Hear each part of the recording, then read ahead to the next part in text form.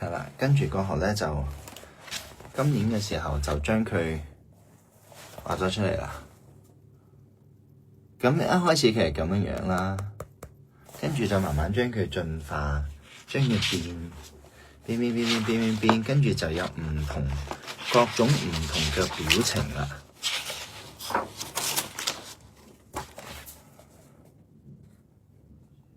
係啦，就將佢唔同嘅表情畫出嚟。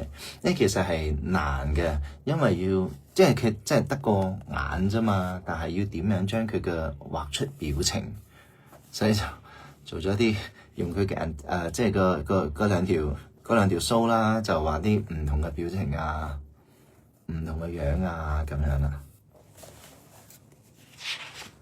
唔係啊，係畫廊，跟住亦都將巴啦啦嘅前後左右係啦，嗰個飛就咁樣嘅樣嘅。其實佢就係傻傻一隻咯，跟住會有少少寒背。有少少寒背咁樣嘅，所以佢就俾件衫佢着啦。所以呢個就係花啦啦個原樣喺度。跟住我哋本來咧係做咗幾個唔同嘅 design 出嚟嘅。本來咧係諗住係即係因為即係陀飛輪會有一粒呢個咁噶嘛，即係個陀飛輪。本來係諗住將佢咧企喺側邊咁樣樣望上去。跟住支針就一支係花，一支係屎，咁樣嘅一個 feel 嚟去 try 去做嘅。但等咁樣嘅話咧，花啦啦就變得好緊要細隻啦，佢就會變得非常之細隻，同埋佢好難咁啱睇到，係啦，因為佢一定會遮住啊嘛，係啦。咁過後咧都有諗過，即係將佢飛上嚟啦，係啦，將佢飛上嚟啊！又或者將嚿屎變到好大嚿啊！但係過後就覺得咁個主角變咗係主角就變咗係隻屎，就唔係花。所以我哋經過一輪嘅，哎呀，整濕咗添個原稿，係啦，係好彩畫咗兩幅。經過一輪嘅呢個即係調整啦，全部嘢啦，咁就啦啦啦，到最後喺呢個標上面就係呢一幅畫啦。佢係畫緊落，係啦，畫板，跟住就捉住朵花，嚿屎就喺度，係啦。所以佢就係一隻好勇敢去做自己，去玩，去做自己鍾意做嘅嘢，係啦，勇於挑戰自己，所以咁樣啦。所以呢隻就係花啦啦咯。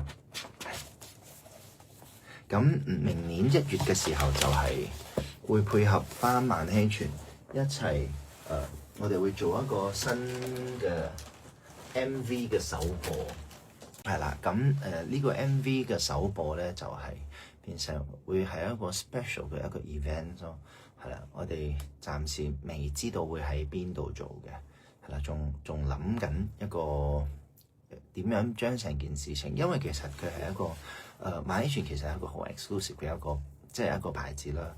同埋成個我哋都希望可以將成件事情變得唔一樣，係咯，唔一樣，就好似呢次嘅標嘅主要想要傳達出嚟嘅信息就係與眾不同。我哋就係做翻自己，唔好理任何人覺得你乜嘢事，就係做翻自己要做嘅事情咁樣啦，活出自我咯。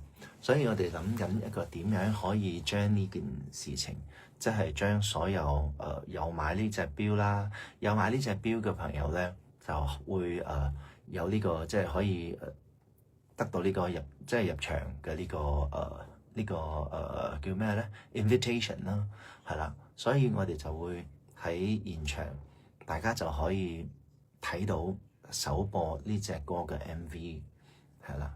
咁呢隻歌嘅 MV， 我哋仲傾緊，未知道想要點樣拍佢嘅，但係希望可以將成件事情變得好好睇咁樣。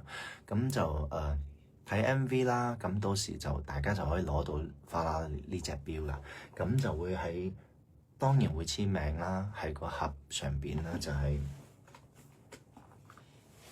喺法拉拉隔離啦，呢邊啦會簽佢啦，跟住除此之外咧就會即係簽名啊、影相啊嗰啲都會，跟住咧我哋會準備一張 special card 啦。